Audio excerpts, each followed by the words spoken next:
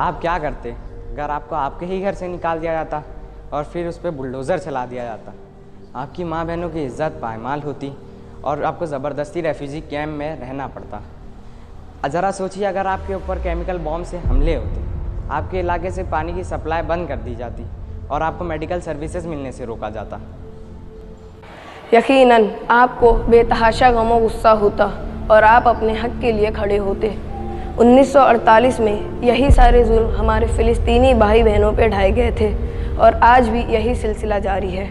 Britain, France اور امریکہ جیسی ظالم حکومتوں کی مدد سے صہیونیوں یعنی زیونسٹ نے لاکھوں فلسطینی مسلمانوں کو بے گھر کر دیا، جن میں بزرگ، ننھے بچے اور عورتیں بھی موجود تھیں۔ آج 72 سال ہو گیا ہے، لیکن فلسطینی آج بھی بے گھر ہے۔ آج بھی وہاں چھوٹے بچوں کو گولیوں سے مار دیا جاتا ہے۔ آئے دن وہاں عورتوں پہ ظلم کیا جاتا ہے۔ کس لیے؟ کیونکہ وہ اپنا حق مانگ رہے ہیں، اپنی کھوئی ہوئی آزادی مانگ رہے ہیں اور ایک بہتر کل کی تلاش میں ہیں۔ ہمارے لیے مناسب ہوگا کہ ہم ہاتھ پر ہاتھ رکھ کے بیٹھے رہے، کچھ نہ کرے؟ ہرگز نہیں۔ امام علی علیہ السلام نے ارشاد فرمایا ہے کہ مظلوموں کے مددگار اور ظالموں کے دشمن رہو۔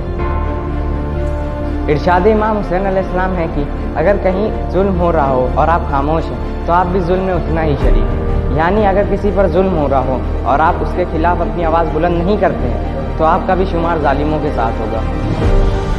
اس سے پتہ چلتا ہے کہ مظلوموں کی حمایت کرنا نہ صرف انسانی فریضہ ہے بلکہ اسلامی فریضہ بھی ہے۔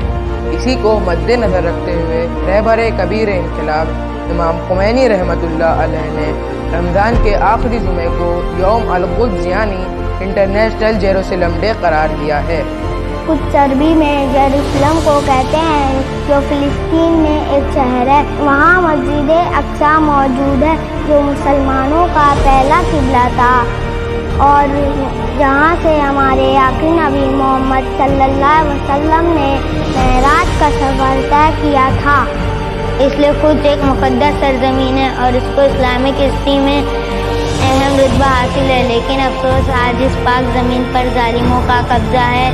مسجد اقصی میں مسلمانوں کو نماز ادا کرنے کے لیے مشکلوں کا سامنا کرنا پڑتا ہے۔ آیت اللہ العظمیٰ سید علی سیستانی نے فرمایا ہے کہ القدس ایک مقبوضہ سرزمین ہے، چاہے جتنا عرصہ لگ جائے اسے اپنے حقیقی مالکوں کی خود مختاری میں ہونا چاہیے۔ امت اسلامی کی کوشش کو یکجا ہونا چاہیے اور ان کی آواز کو اس جد و جہد میں متحد ہونا چاہیے۔ اللہ جیت کا نگہبان ہے۔ اس سے پتہ چلتا ہے کہ ہمیں فلسطینیوں کا ساتھ دینا ہے اور مایوس نہیں ہونا۔ رہبر معظم انقلاب آیت اللہ سید علی خامنہ ای نے فرمایا، یقیناً دشمن اپنے مقصد میں کامیاب نہیں ہو سکتا۔ اس میں کوئی شک نہیں کہ فلسطین آزاد ہو۔ انشاءاللہ ولایت فقیہ اور مرجعیت کی قیادت میں اور امام زمانہ کی سرپرستی میں القدس آزاد ہوگا۔ اسرائیل جیسے ظالم حکومتوں کا نام و نشان اس دنیا سے فنا ہو جائے گا۔ حق کا پرچم بلند ہوگا اور ظالم و باطل مٹ جائیں گے، کہ اللہ کا وعدہ ہے، جعل حق وضحق الباطل ان الباطل کان زہوقا۔